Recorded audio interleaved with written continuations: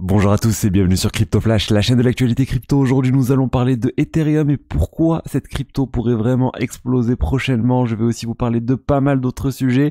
N'hésitez pas à rester jusqu'à la fin pour un autre épisode du Saviez-vous et pas mal d'autres choses. Alors tous les jours, le meilleur de l'actualité crypto. N'hésitez pas à vous abonner, activer la cloche aussi. Et nous allons commencer tout de suite avec le cours des crypto-monnaies. Légère baisse aujourd'hui de 1%.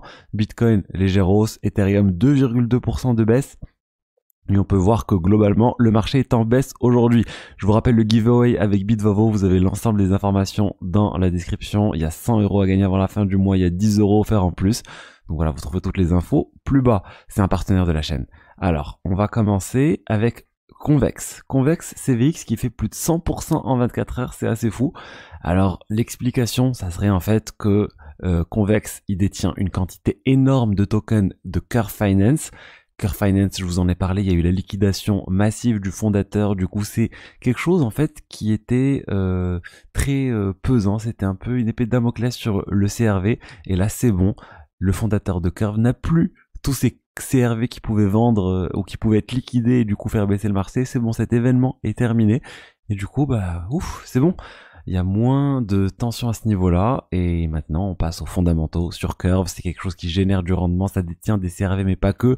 Il y a plein d'autres choses qui sont détenues par Convex, plein d'autres protocoles, et c'est pour ça en fait que le marché est en train de dire bah peut-être qu'il y a un coup à jouer sur Convex. Et je vous avais annoncé moi quand je vous ai dit j'ai un peu perdu confiance dans l'écosystème Curve, mais je reste exposé à Convex, et voilà, et je pense que ça reste une bonne chose sur le long terme. Ensuite, on va parler Ethereum. Je vous ai dit, il y a plein de raisons qui font, il y a 3 raisons là dont je vais vous parler aujourd'hui autour d'Ethereum qui font qu'Ethereum pourrait vraiment exploser. Alors, la première, c'est les ETF Spot Ether qui pourraient arriver bien plus tôt que prévu. On a eu Gary Gensler qui nous a dit au courant de l'été, mais là, en fait, les marchés de prédiction sont en train de miser sur une date au 4 juillet. D'ici le 4 juillet, est-ce qu'on aura les ETF Spot Ether qui vont commencer à être tradés? Et ben selon Polymarket, on aurait 75% de chance, 76% de chance que la réponse soit oui et que ça soit possible. Alors le marché n'est pas immense, il y a à peine 148 000 $ sur le marché, mais quand même ça montre que les gens sont assez confiants sur le sujet. On rappelle, il y a eu du coup les déclarations de Gary Gensler. Il y a les gens aussi de chez Bloomberg qui pensent que cette date est très importante début juillet. Donc il pourrait se passer des choses d'ici début juillet et ça il faut suivre. Donc l'ETF Spot Ether qui arriverait dans 20 jours on va dire, c'est juste quelque chose qui serait énorme pour le marché et je pense que l'Ether bougera énormément à cause de ça. Ensuite il y a plein d'autres choses. Je vous ai dit deuxième raison, le nombre de tokens Ether, le nombre de coins Ether qui est sur les exchanges vient d'atteindre un plus bas depuis 8 ans. Donc pourquoi les gens sont en train en fait de retirer leurs cryptos depuis les exchanges, leurs Ethers particulièrement depuis les exchanges, en vue justement de l'ETF Spot Ether, en vue tout simplement qu'ils veulent le stocker sur le long terme et qu'ils n'ont pas de raison de le vendre sur les exchanges. Et ça c'est vraiment important. Il y a 4,1 millions d'Ethers qui ont été retirés des exchanges au cours des 10 derniers jours, donc 40 milliards de dollars. C'est juste énorme. Les gens sont en train de se dire, mes Ethers c'est pour le long terme et je vais les garder bien au chaud sur des ledgers ou sur des smart contracts, on va dire, ou dans la finance décentralisée, en tout cas en dehors des exchanges parce qu'il n'y a pas de raison de les vendre. Ça aussi c'est une raison qui fait qu'en fait qu'il y aura moins d'Ethers disponibles à la vente et je pense que ça sera un élément qui va permettre aussi de faire monter le prix de l'Ether.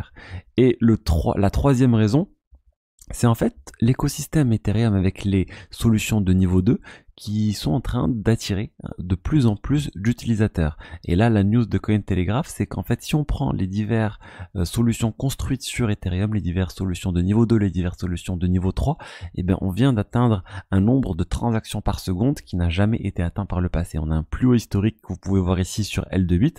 Ça a clairement explosé, on est à 246 transactions par seconde effectif. Je parle pas ici de la capacité, c'est-à-dire pas du nombre théorique de transactions par seconde qui peut être réalisé, mais du nombre réel de transactions par seconde réalisées. Donc c'est une très forte augmentation. La dernière augmentation là, on est passé de 128 à 100, c'est surtout à cause de la solution de niveau 3 XAI. C'est une solution plus orientée autour du gaming qui a été construite sur la technologie d'Arbitrum. Vous pouvez voir ici le site de XAI. Ils ont pas mal de gros partenariats autour du gaming. Et en fait, c'est vrai que le gaming, pour qu'il se fasse on-chain, ça passe forcément par des frais de transaction très faibles. Et les solutions de niveau 3 permettent de faire cela. Donc voilà les 3 raisons. Beaucoup d'adoption, le quantité d'Ether sur les exchanges au plus bas et le TF Spot Ether qui pourrait commencer à être tradé d'ici début juillet, d'ici le 4 juillet. Donc vraiment plein de bonnes raisons pour que l'Ether explose prochainement. En tout cas, moi, j'y crois. Et j'y crois sur le long terme, je vous l'ai déjà dit. Ensuite, on va parler de ZK Sync qui vient de faire son airdrop aujourd'hui. Les gens ont pu récupérer les tokens, ils ont pu les trader. C'est un airdrop immense qui a eu lieu. On parle de 900 millions de dollars à peu près qui ont été donnés à la communauté. Et le token a fortement chuté. Comme tous les airdrops récemment, tout le monde se précipite pour vendre au listing et je pense honnêtement que ça reste la meilleure stratégie. Et du coup, le token a pas mal baissé. On parle de 30% de baisse par rapport au listing, 0,21 $. Les gens s'attendaient à un 0,3 $, 0,4 $ et on l'a eu. On a touché les 0,3 $, mais depuis, ça fait que baisser. Et voilà, du coup, n'hésitez pas à me dire ce que vous avez fait, vous, avec vos tokens, que vous avez vendus, ce que vous avez gardé. Les tokens ZK. Ensuite, il y a quelque chose dont je parle pas beaucoup sur cette chaîne, mais je voulais rapidement vous en parler. C'est les meme coins. Il y a toujours plein de choses qui se passent avec les meme coins. Il y a Iggy Azalea qui a lancé son meme coin. Il y a l'autre qui a lancé son meme coin. Andrew Tate, j'ai oublié son nom, qui a sorti son meme coin aussi. Daddy en concurrence au meme coin, modeur de Iggy Azalea. Et là, il y a un rappeur aussi qui lance son meme coin, Waka Flocka Flame. Tout le monde est en train de lancer son meme coin, les célébrités, certaines célébrités, même pas les célébrités les plus connues, mais des petites célébrités sont en train de lancer leur token meme coin pour essayer de gagner de l'argent. Je suis un peu sur le dos de la communauté. En plus, il y a des choses pas très nettes qui se passent autour de ces meme coins qui sont lancés. Sur Andrew Tate, on a eu, on va dire, pas mal de tokens provenant d'insiders a priori qui ont été achetés avant le lancement. Pareil pour Waka Flocka Flame. Pas mal de choses assez louches, mais oui, il y a beaucoup de multiplicateurs, de coefficients multiplicateurs, de gens qui ont gagné beaucoup d'argent grâce à ça. Mais pour moi, ça reste un investissement très très risqué et je conseille pas vraiment d'investir sur ce type de projet parce que c'est extrêmement risqué. Après, pour une petite partie de votre portefeuille, à vous de prendre le risque, pourquoi pas. Ensuite, on a le projet NFT Doodles qui avait sorti Studio, qui était une plateforme de customisation qu'ils avaient lancé sur la blockchain Flow. Donc alors que le projet NFT initial il est sur le réseau Ethereum, et là ils viennent d'annoncer la migration de Studio vers le layer 2 Ethereum Base. Donc on reste toujours sur l'écosystème Ethereum et on voit qu'il y a pas mal de gens qui sont en train de se lancer sur Base. Base, j'y crois énormément. Coinbase sont en train d'envoyer plein d'utilisateurs sur Base et ils vont vraiment permettre une adoption massive on-chain sur Base avec leur smart wallet qu'ils ont sorti dernièrement. Ça va permettre vraiment à des millions d'utilisateurs de Coinbase d'aller vers la blockchain Base et même d'aller vers d'autres blockchains. Et ça va finir par arriver le airdrop de Base et de toute façon vous pouvez directement être exposé à la réussite de Base en achetant l'action Coinbase en fait. Ensuite, de quoi on va parler? Je voulais vous parler de la notion de immuable. C'est quoi la notion immuable? Je dis un petit saviez-vous sur immuable, en anglais immutable. C'est des smart contracts qui ne peuvent pas être modifiés. Il faut savoir quand on déploie des smart contracts sur la blockchain, par défaut, on ne peut pas y modifier. On ne peut pas venir faire une mise à jour du smart contract une fois qu'il est déployé. C'est inscrit dans le code, ça bouge pas et c'est comme ça. Mais depuis, il y a des gens qui se sont dit, si on a envie de faire des évolutions au smart contract, comment on fait? Et du coup, il y a un pattern qui a été créé, le proxy pattern, qui consiste en fait à déployer un smart contract entre le smart contract réel et l'utilisateur qui va venir faire du routage, qui va transférer en fait l'interaction de l'utilisateur vers une implémentation, on appelle ça, donc vers une V1, une V2, une V3, c'est-à-dire qu'on peut du coup, sans mettre à jour le smart contract, déployer un nouveau smart contract et faire un routage, donc transférer les transactions de l'utilisateur vers ce nouveau smart contract, ce qui permet en fait de contourner la limitation du manque de mise à jour de smart contract.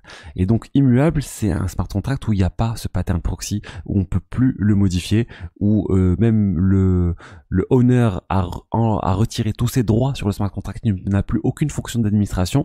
Et en fait, c'est les smart contracts pour moi qui sont les qui ont la garantie garantie en tout cas de fonctionner sur le long terme et sans que l'équipe ne puisse rug ou prendre l'argent des utilisateurs. C'est très intéressant pour moi les smart contracts immuables, les projets qui sont immuables. Je pense notamment à Uniswap, je pense à Liquity, c'est les principaux projets de ce type, parce qu'en fait on a la garantie que les humains vont pas venir et foutre un peu le bazar dans les smart contracts dans la durée.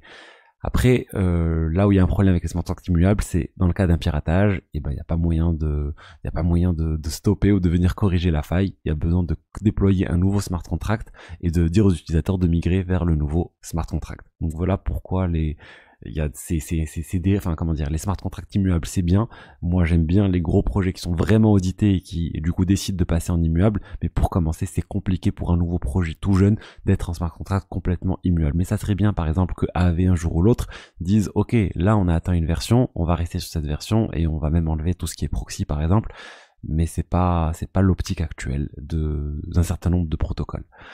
Si vous voulez vraiment savoir plus sur la finance décentralisée, la crypto, etc., j'ai une formation que je propose, Crypto Rendement. Vous trouvez le lien dans la description sur comment générer le meilleur rendement possible sur vos cryptos et je vous expose plein d'autres concepts.